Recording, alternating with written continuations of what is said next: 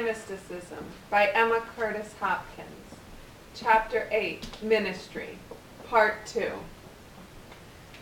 A boy in the cold is selling newspapers, whose eye is red with wine, to see the Lord strong and triumphant, standing up tall and stately, by or in the newsboy's presence, willfully rejecting his rags.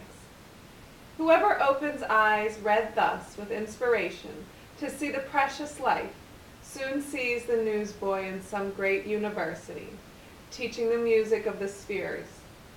The ways of the Lord are always miracles.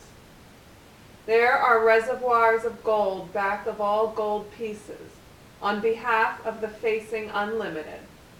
Erase, reject the limitations hieroglyphed over the gold pieces. This throws them out to the universal unlimited. Simon Magus had his eye red with wine to see the levitating principle back of the attraction of gravitation. Lift me up, he said, ignoring all pullings earthward. And the responsive centrifugal lifted him into the air.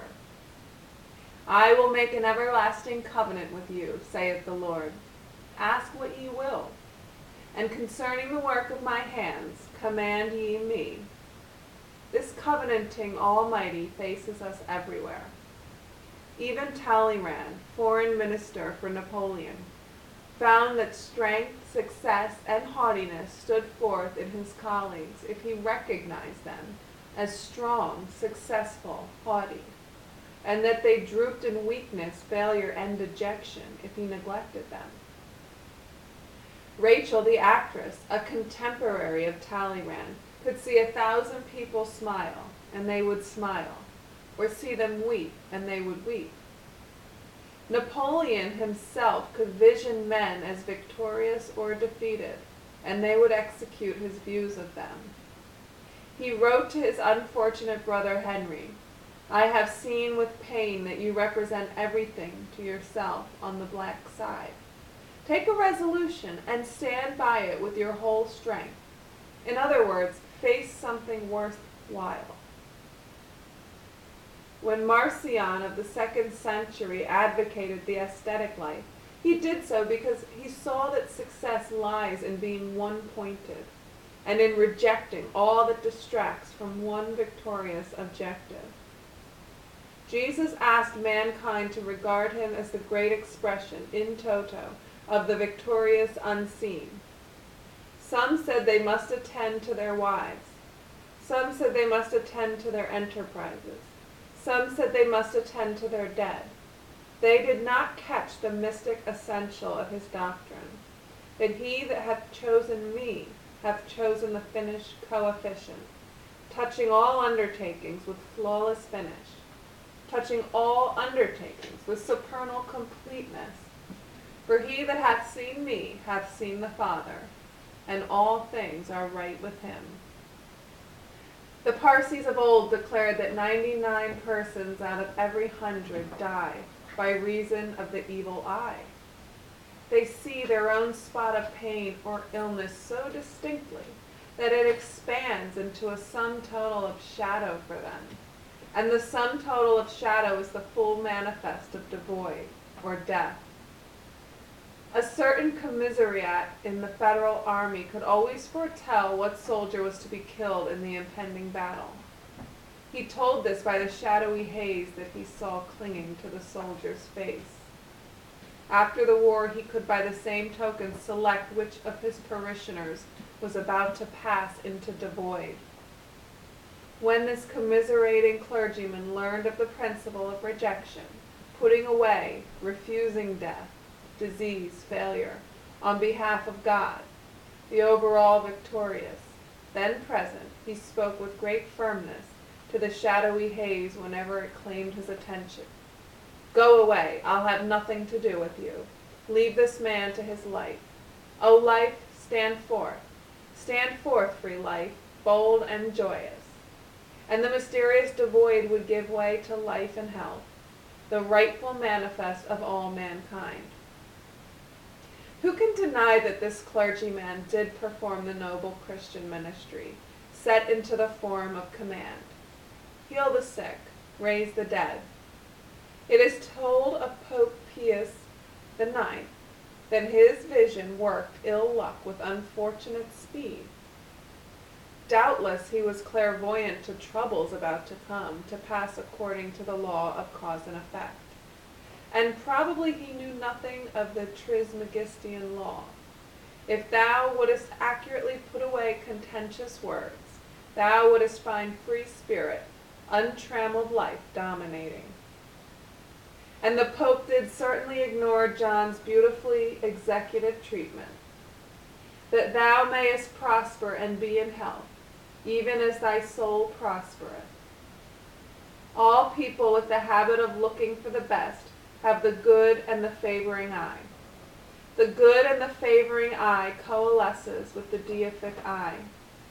We cried unto the Lord God of our fathers, and he looketh on our affliction and our labor, and on our oppression, and he brought us forth out of Egypt.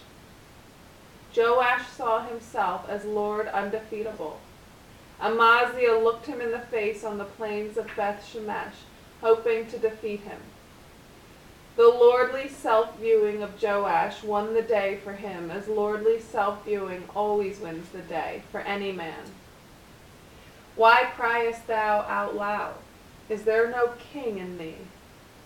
Did not Hegel discover that by oft recourse, by inward viewing, the mind goes on to know and comprehend? Mind is the ostensible and tangible nearest to ostensible and tangible outward activity.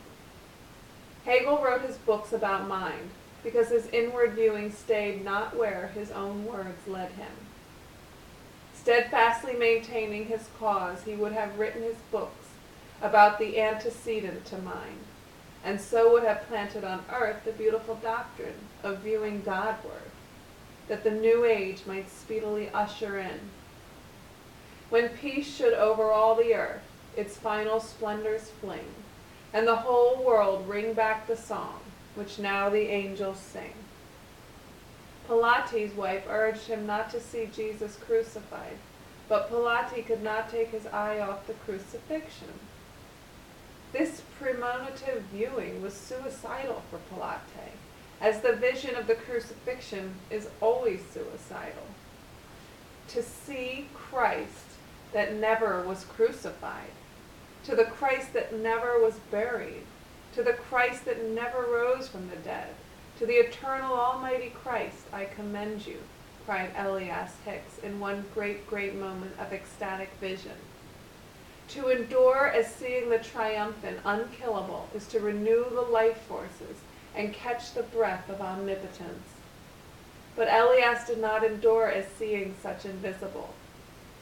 He altercated with sinful adversaries, fellowshipping with Chrysostom's fateful forgetfulness.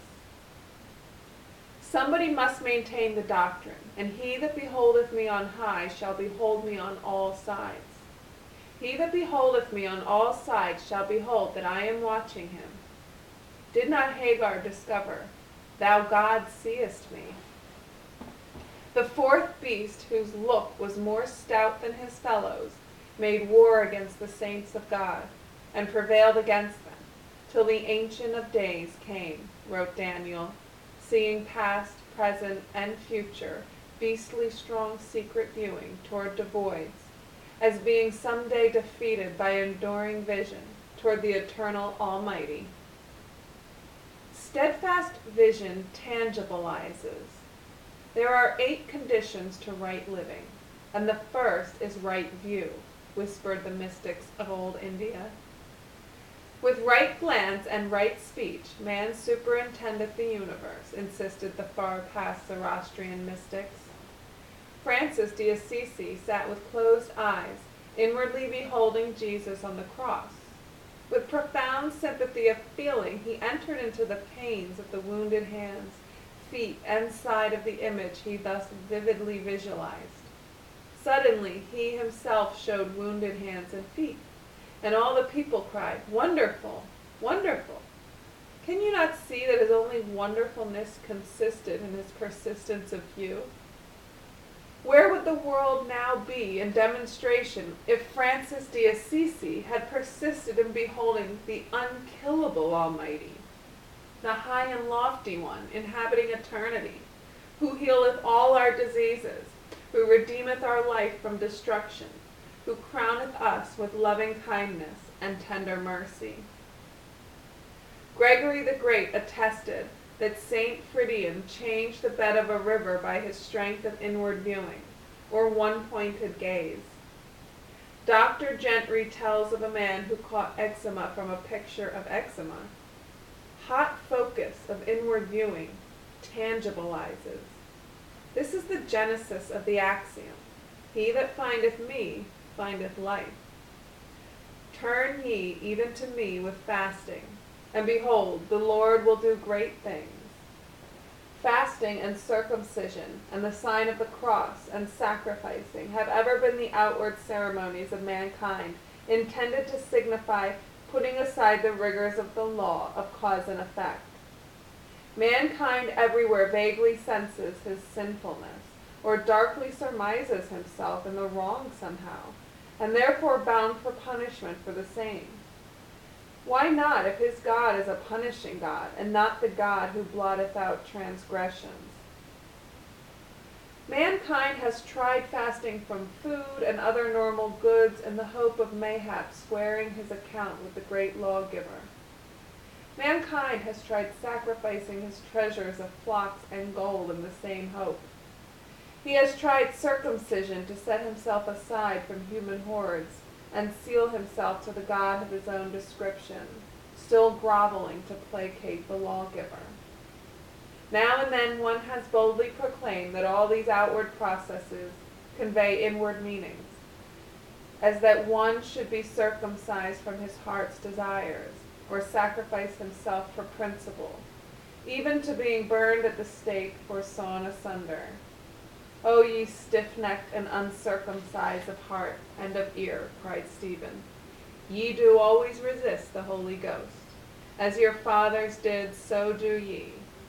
Stephen is going far towards true circumcision, for the high deliverer is always speaking wonderful words to him, who endures as seeing the invisible. How can the ears of the downward watcher, clogged with the stories of war and death, catch the voice of him who saith, I will instruct thee and teach thee, walking in the comfort of the Holy Ghost? Odilo of Cluny understood the sign of the cross as a blotting out and rejecting symbol, and when he wet his fingers and made the sign of the cross to indicate that he would have nothing to do with blindness chalk marked across the shining God looking hitherward, blindness immediately disappeared from the eyes of the man born blind. By the same heavenly erasive signal, he refused to see the ecclesiastic's great tumor, and it disappeared. The idiocy of a child was erased by this symbol of annulling, uttering forth from his inward viewing toward the unspoilable Almighty, looking straight into his eyes.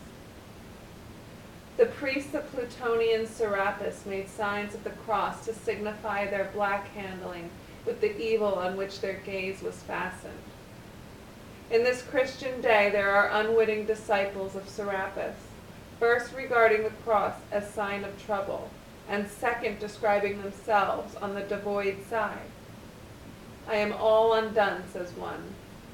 I have been 3 days without food, says another. Both these are black-handing their triumphing lordship with the voids. And we who say, I am sorry for you, are doubling their black hand. We must silently stand with our true ministry. It is not so, we silently declare, offering our sacrificings of denial with secret shoutings, like the priests of Judah. We give our best praises to the angel of their presence, their Jesus Christ self, with face shining as the sun, and raiment white as the light. Thus have ye done it unto the mysterious me, and prosperity and joy gleam boldly forth. All subjective or secret images come to the ostensible. William Blake, the poet, in his subjective or inward viewings, reveled in the hells as essentials of God. But when he outwardly beheld the suffering children, he flamed with indignation. He could not bear these tangible ostensibles of his own hidden limnings. He forgot his doctrine that hells are essentials. We must have a doctrine that we are glad never to forget, the doctrine that invisible kindness comes out to heal the starving children, rewarding our undiverted, right secret viewings with love, hurrying into childhood's daily life. Is not this the fast that I have chosen? To loose the bands of wickedness, to undo the heavy burdens, to let the oppressed go free, and that ye break every yoke. Fast ye from stories of pain, disappointment, poverty. They are only hieroglyphics painted across the joyous presence. They represent looking away from the true God. There is a force more mighty than mind, more potent than thought. It is the day spring from on high that falls down over the upward watch, giving light in darkness and guiding into peace. It is the resistless Holy Ghost, waiting to be heard by the ears for the hearing of evil. Micah heard it telling the Jews that the Lord was their Redeemer from the hand of their enemies. Zephaniah heard it telling them that the Lord in the midst of them should cast away their enemies, so that they should not see evil any more. Habakkuk heard it telling him to write his vision and make it plain. Euripides wrote out descriptions of his visions of outwardly unseen men and women, gods and goddesses more powerful in battle and more daring and original in social encounter than any his outer eyes had beheld. So steadfast was his gaze towards these transcending images that they made him know the words appropriate to their state and greatness. Then, when Euripides, the son of an herb seller, entered the theater, the Athenians rose as when their king appeared, and they cried that the glory of the Athenian stage descended into the tomb, when Euripides ceased writing his immortal plays. Whoever is one-pointed to any objective begins to know its speech. Thus the eighth stone of character is the beryl stone, significant of one who hearkens to the teachings that wait at the silent heights.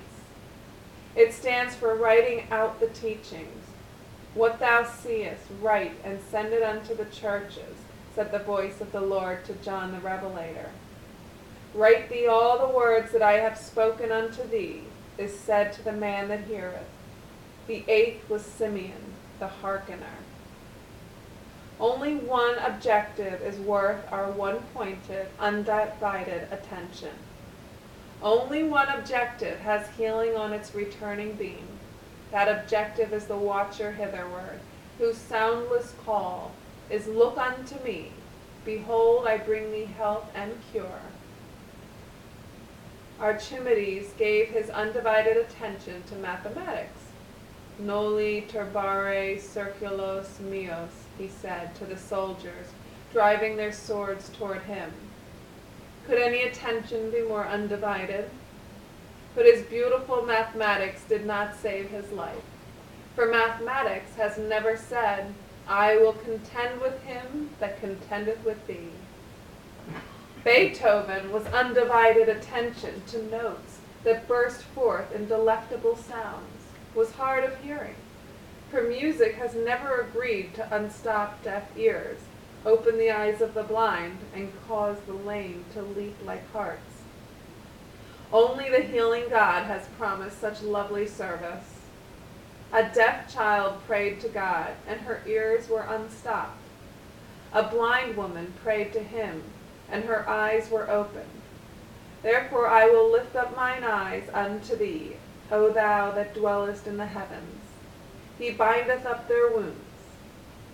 We are all walled into chambers of imagery, taught Ezekiel.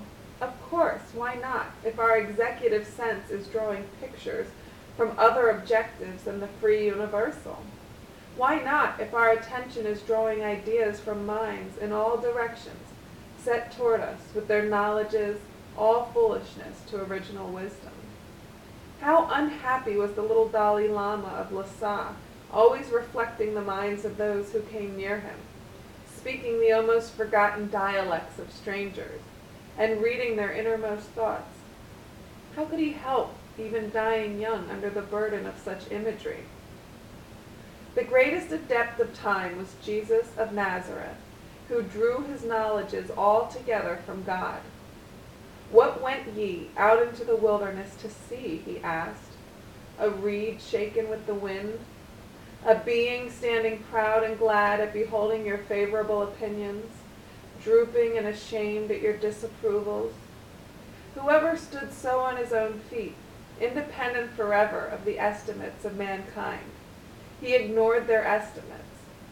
What he was, and they could not kill him with secret hatred or with open castigation. No man taketh my life from me. I lay it down myself, he said. What went ye out for to see? A prophet? Yea, I say unto you, and more than a prophet. Samuel had been a great prophet. He was one who, like Talleyrand and Rachel and Napoleon, laid his views on mankind so thickly they could not hold their own.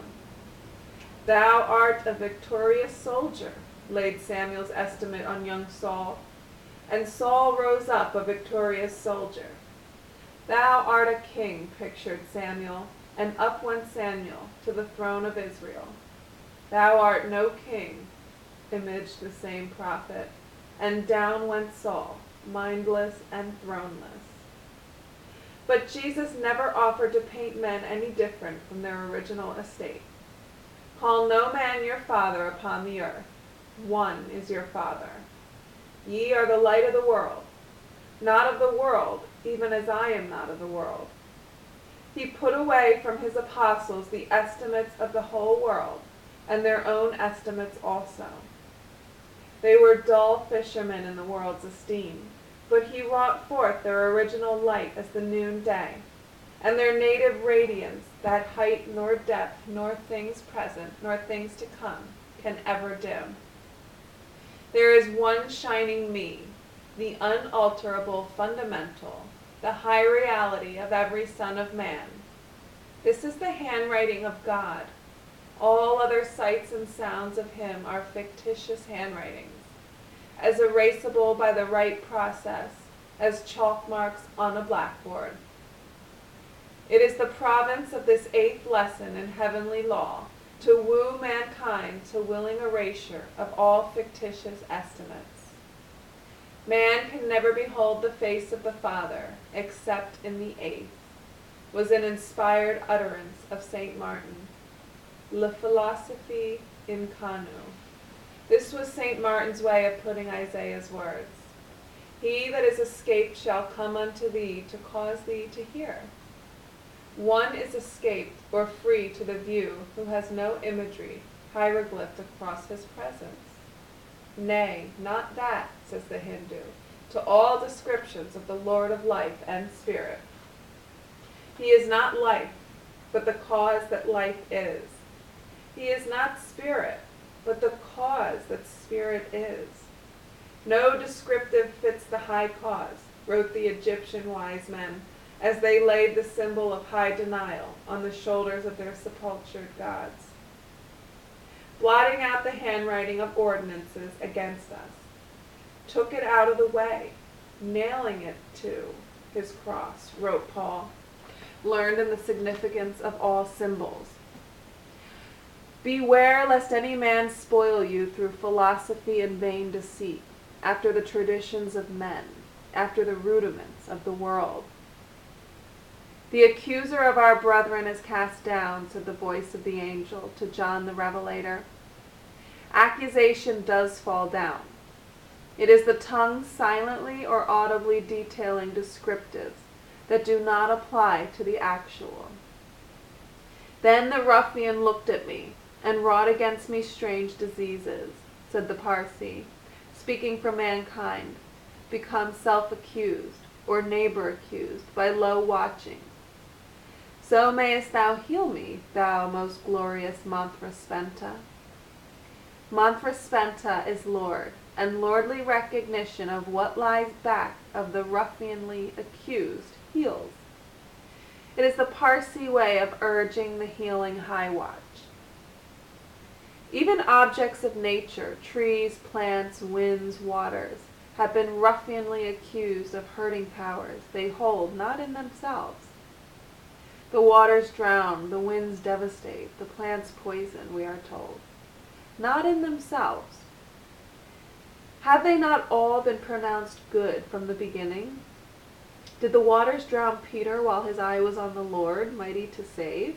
Did the winds overturn the ship while the sailors looked to the Master's face? Can tea make the angel of God's presence nervous? Or coffee cause divine intelligence to degenerate? Can rum spoil the beauty of God? Is it ruffianly to speak of man or item of nature as having the power to hurt?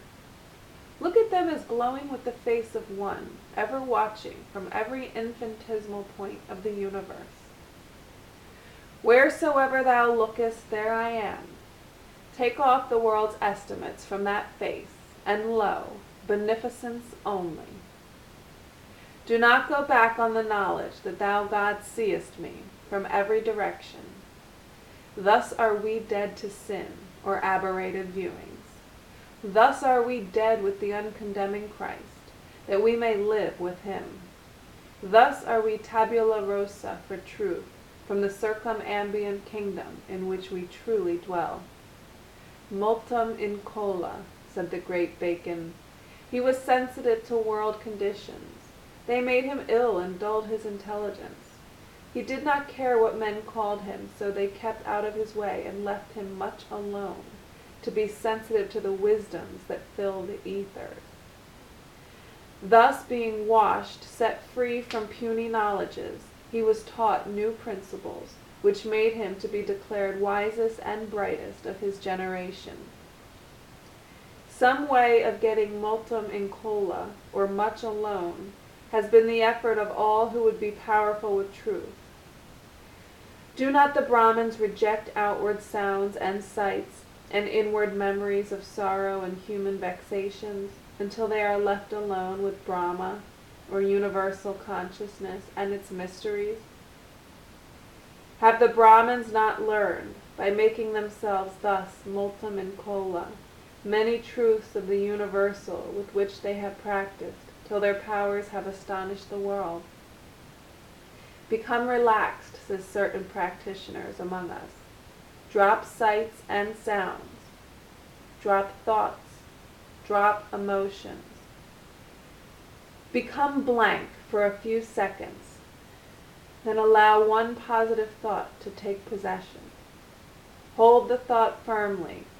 It will demonstrate in time and outward conditions.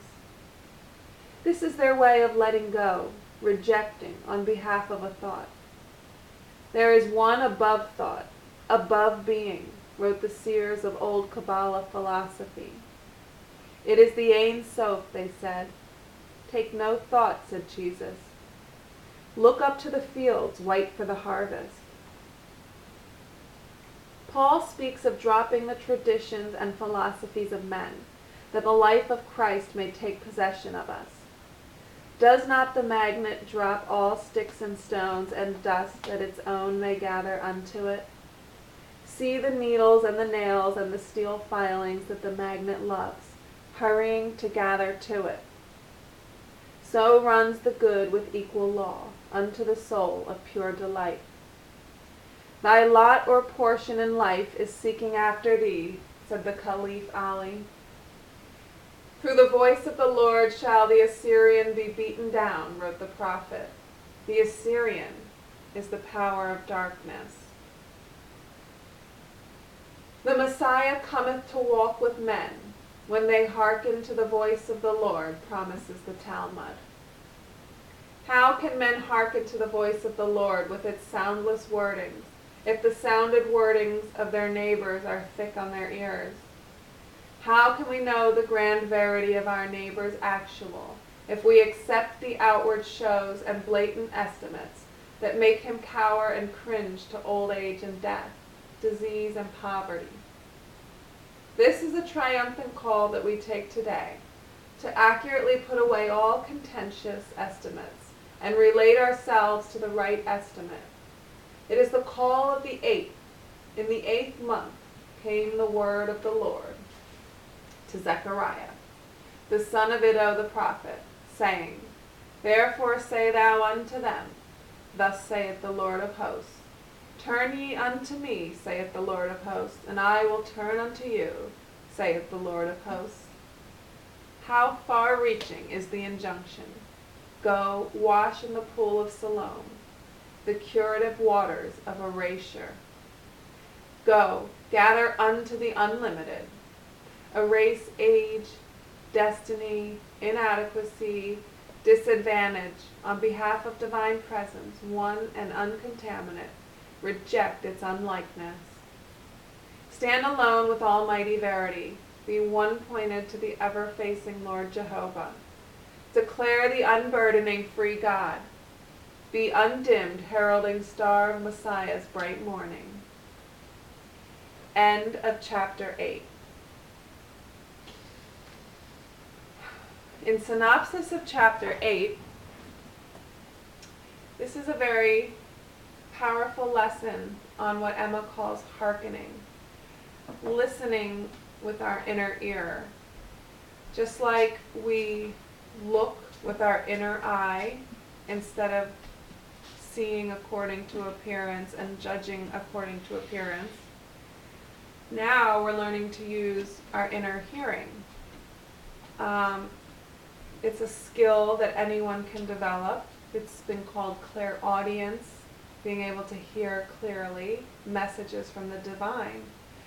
And the way we receive divine messages is by meditating, emptying ourselves, stopping thinking, just letting go of thoughts, letting go of conditions, and attuning our inner eye and our inner ear to the divine and setting that as our intention. And when we do this, then we receive divine guidance. And God always answers, but we have to make the first step. We have to make the first move and reach out and hearken and tune in. It's been called looking up. And we're not only looking with our inner eye, but we're listening with our inner ears. We're really tuned in. And Emma is also starting to touch on the topic of denials, which is something that is taught in Christian science, religious science, science of mind. A lot of people don't believe in denials, but Emma is very adamant that you have to deny that which is not true. Otherwise, you're just going to accept everything that appears in your vision. And you can't accept evil. You can't bargain with it. You can't be illusioned or disillusioned by it. If you see disease, you have to deny it. If you see poverty, you have to deny it. Now, we're not denying that it's an experience that people experience, but we are denying it as having any power. We are denying it as being of God, and we are denying it as having any reality. Okay, so people may experience these things like disease and poverty, but it's only a result of aberrated vision. It's a result of believing in a God that would send you disease and poverty. So, of course, people are going to experience what they believe.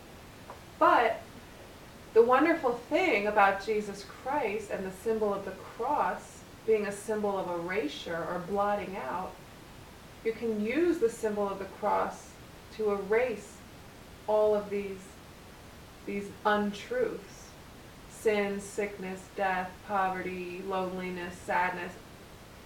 And you don't have to change anybody's consciousness, because Jesus Christ offered to take away everyone's sins of their aberrated vision, all their bad karma, all the law of cause and effect.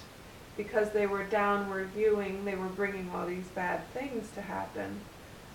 But Jesus is going to take all of that away by recognizing his Jesus Christ consciousness by making the symbol of the cross and by associating the symbol of the cross as something that erases bad conditions, something that erases anything that's not of God. God didn't make anybody poor. God didn't make anybody sick. God didn't make anybody lonely. God didn't make anyone lacking intelligence. We know that. So we never have to be fooled by those appearances when we see them. We blot it out with the cross and we recognize the Christ of that person. And what's so amazing, Emma talks about when you look at something, you change it. You call forth whatever it is you're looking at. And in today's age, she said that someday science would prove this. Well, now science has proved this. This is quantum physics. It's the law of the observer effect. When you look at something, you change its particles. You change the way that it moves and vibrates.